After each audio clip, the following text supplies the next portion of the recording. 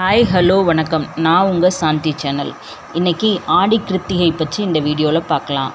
சூரியன் தெற்கு திசையை நோக்கி நகரத் தொடங்கும் தட்சிணாயனம் புண்ணிய காலமும் இந்த ஆடி மாதத்தில் தான் தொடங்குகிறது.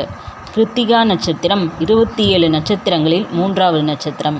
தமிழ் மாதமான ஆடியில் இந்த நட்சத்திரத்தால் ஆளப்படும் நாள் ஆடி கிருத்திகை என்று போற்றப்படுகிறது.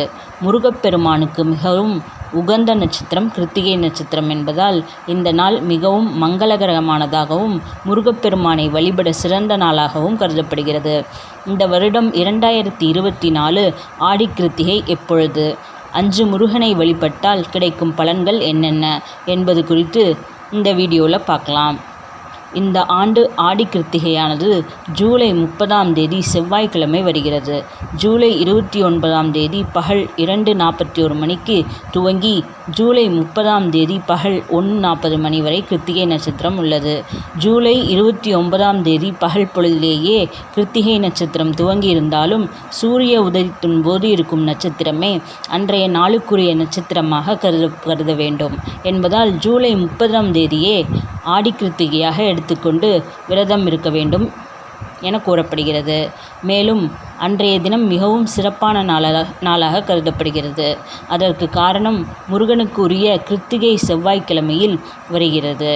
அம்மனுக்குரிய ஆடி 2ஆம் செவ்வாய்க்கிழமையும் அன்றுதான் வருகிறது. இதனால் அன்றைய தினம் விரதம் இருப்பவர்களுக்கு அம்மனுடைய அருளும் முருகனுடைய அருளும் சேர்ந்தே கிடைக்கும். ஆடி கிருத்திகையின் புராணம்.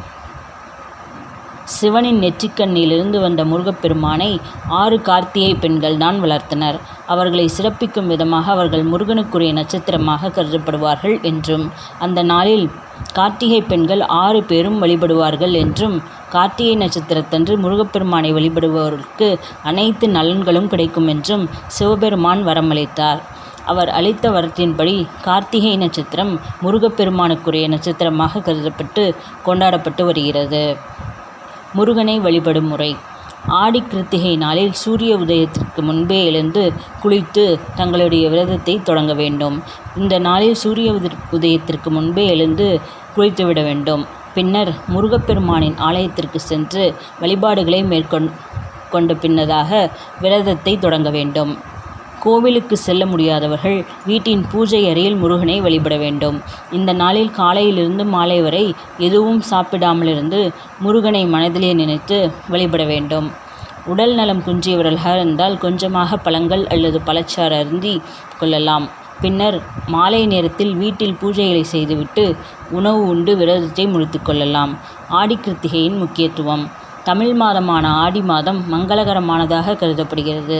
ஆடி மாதம் ஆண்டின் 2ஆம் பாதியில் வருகிறது. இது தட்சிணாயனம் என்று அழைக்கப்படுகிறது. அதாவது சூரியன் வடக்கிலிருந்து தெற்கு அரைக்கோளத்திற்கு மாறும். எனவே ஆடி மாதம் முழுவதும் தெய்வங்களுக்கு சிறப்பு பிரார்த்தனைகள் மற்றும் பூஜைகள் வழிபாடுகள் செய்ய ஏற்றது. ஆடி கிருத்திகை முருகப்பெருமானின் சக்தி நாளாக கருதப்படுகிறது. அன்று முருகப்பெருமானின் 6 படை வீடுகளிலும் அவருக்கு பூஜைகளும் சிறப்பு பிரசாதமும் வழங்கப்படுகிறது. அது மட்டுமல்லாமல் ஆடி மாதம் அம்மனுக்குரிய மாதமாகவும் இந்த மாதத்தில் ஆனால் முருகப்பெருமானை அனைவரும் வணங்குவார்கள் என்பது குறிப்பிடத்தக்கது. ஆடி கிருத்திகையின் பலன்கள். ஆடி கிருத்திகை விரதத்தை கடைபிடிப்பதன் மூலமும் வாழ்க்கையில் அனைத்து நன்மைகளையும் பெற முடியும் என்று குழந்தை பேறு உண்டாகும் எனவும் சொல்லப்படுகிறது. அதிலும் ஆடி 2வது செவ்வாய் வழிபாடும் சரி, ஆடி கிருத்திகை விரதமும் சரி குழந்தை வரம் தரக்கூடியதாகும். இந்த வருடம் இது 2ம் சேர்ந்து வருகிறது. குழந்தை இல்லா தம்பதிகள் இந்த நாளில் விரதமிருந்து முறையாக வழிபட்டால் நிச்சயம் குழந்தை வரம் கிடைக்கும். இதுவரை திருமணமாகாதவர்கள் அல்லது திருமணம் செய்ய பேச்சுவார்த்தை ஆரம்பிப்பவர்கள் ஆடி கிருத்திகையில் முருகனை வழிபட்டால் கண்டிப்பாக திருமணம் நடக்கும். அது மட்டுமல்லாமல் வாழ்க்கையில் முன்னேற வேண்டும், பிரச்சனைகளிலிருந்து விடுபட வேண்டும் என்று நினைப்பவர்களுக்கு முருகன் அருள் புரிவார். வாழ்க வளமுடன். ஓம் முருகா ஓம். இந்த வீடியோ உங்களுக்கு பிடிச்சிருந்தால் லைக் பண்ணுங்கள், ஷேர் பண்ணுங்கள், கமெண்ட் பண்ணுங்கள். மறக்காமல் சாந்தி சேனலை சப்ஸ்கிரைப் பண்ணுங்கள். நன்றி, வணக்கம்.